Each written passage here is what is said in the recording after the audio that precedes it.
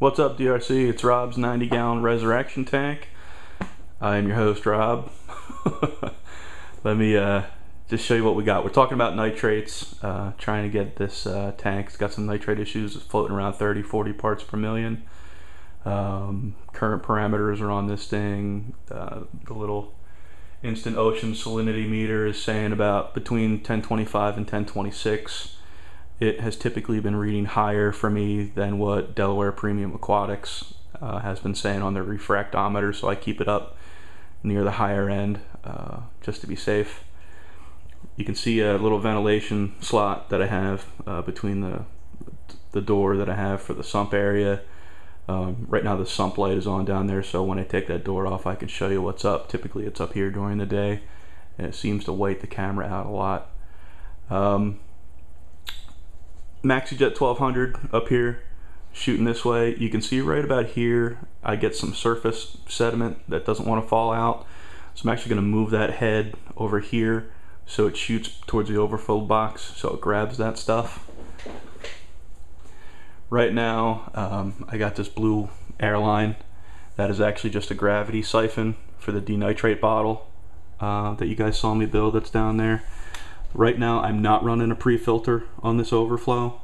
It is a full siphon that's balanced with valves.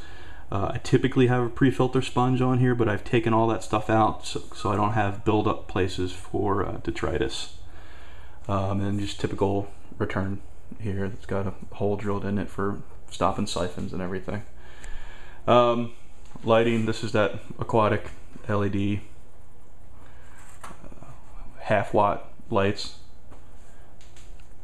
We'll just go over the corals, I guess, real quick. Let me see if I can get this to macro zoom.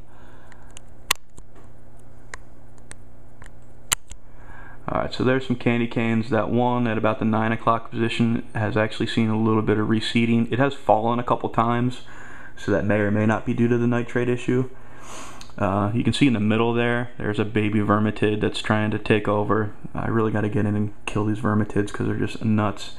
There's a couple more vermitids there, one hanging off the edge right there. But anyway, here's I think we said that was an acan. Here's some of that Favia. I just got some GSP that's getting blown around by that MaxiJet. There's really too much in that tank. Here's some more vermitids hanging out over here with their webs out. So this is maybe a Yuma shroom that needs to color up and get some light. There's a Yuma down here that's certainly looked better than it has recently. That's from Paul Mollican's rock that I got. These guys are left over from his rock as well. Here's some of that sponge that I posted up earlier. Got some pallies down here I got from a buddy in Jersey. They're not the most attractive things. I have no idea what they are. If anybody wants them, I got 2 frag plugs that could use a new home, since they're really not that attractive to me. Some lime green zoas and some blues that aren't open just probably because of the lighting, but I got those from Scotsman. And there's my frag from my first DRC meeting. So, some frog spawn. Definitely not open as much as it has been in the past. I'm wondering if the nitrates are getting to it.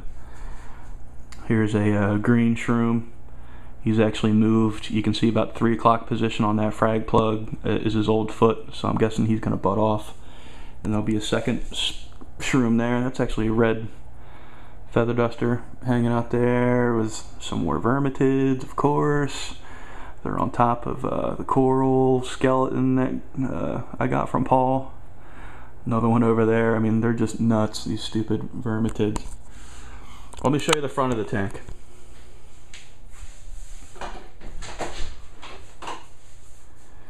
Here's my beer making equipment. Anybody ever trade frags for homebrew?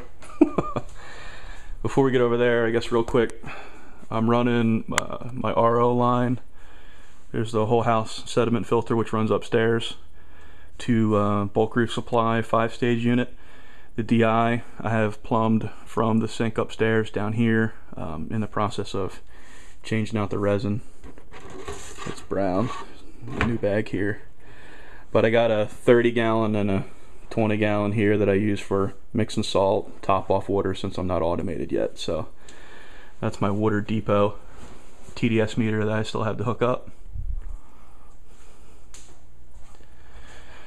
Front of the tank, so you can see where the power head's blowing the sand around. It's pretty white. Here it's definitely brown. Doesn't really look much in the video, but this is a diatom bloom that I imagine I just still have from, you know, initial tank cycle. Here's some zinnia, which is doing good. It's actually created some new polyps down here at the base. A little more, what do they call these, like button zinnias or something. These guys seem to be doing fine. There's the green shroom over there. He's doing alright. I got kids, so there's SpongeBob. We were talking about phosphates. A little bit of algae growing on this live rock that I've left to do its thing because it's consuming nitrates as it grows, so I guess I could trim that off. It's a hairy shroom that I got from Scotsman. That thing's doing awesome. I just got some snails, vermitids. There's some more of that sponge that's been growing. Sponges are loving this tank right now. So that's probably about it as far as the upper part goes. Let me show you the sump. I apologize if this is a little long. I'm just gonna do it unedited. You can see that power head is just obliterating the MaxiJet and laminar flow. Besides the buildup up top that it gets in that position, it's obliterating this corner. Nothing I do kind of gets rid of that. So this door is actually backed by a concrete board, which does really good sound deadening. Get this here real quick. The noisiest thing down here is a stupid air pump for my ancient skimmer. But it does a pretty good job of quieting that down. Here's it's an old A Miracle skimmer. You know, it's got some good bubble action, airstone, you know, wood airstone. There's some nice dark green skimmate. Hudson's right, I gotta get in here and clean it. I don't clean it often enough. I do clean it. It's actually worse than I've ever seen it, which probably means the bio pellets are coming online, because I've never seen it solid green like that. Let me turn the pump down. So here's the overview. So we're coming down from the tank here. There's the blue line, gravity siphon into the denitrate. That just kind of seeps out here because they want less than 50 gallons an hour going through that thing, so it's nice and slow. Water comes into this first stage. I got power heads in here feeding the bio pellets. Bio pellets come back into the sump right next to the power head that feeds the skimmer. So the skimmer gets all the nutrients that are coming out of the bio pellets and skims it off. There's another power head in there that feeds the UV. UV comes back to the first stage, and then we got I'm guessing there's going to be a decent amount of detritus built up in the bottom of the sump here and in the output stage in the back. Here's a bubble trap that I usually have some filter floss in this vertical section, just to catch, you know, detritus that's floating around. I usually take that out and clean it. Exit side of the bubble trap, I have a giant sock of carbon. Here's a refugium area. There's tons of copepods running around here. I mean, I don't know if we can find any. There's another sponge, you know, that's growing. The Cato's in here. It's pretty dark green, not really light green. Doesn't seem to grow fast, which might be another indicator that I don't have enough phosphates in here for that thing to really, you know, do its thing. But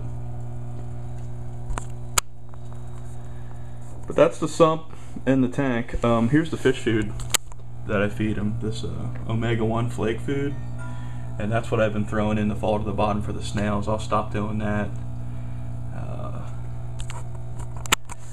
I'll show you what I typically feed the chromuses. I do this 2 times a day, but obviously they'll get a 3rd feeding today.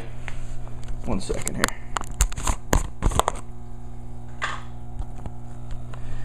So pretty much just taking a pinch.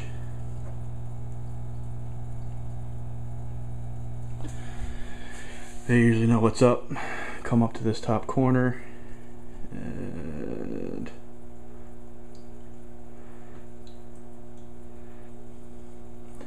that's it. That's typically all I feed them. I mean, I don't feed them much. They usually get all that done in 30 seconds, and I drop in some pellets.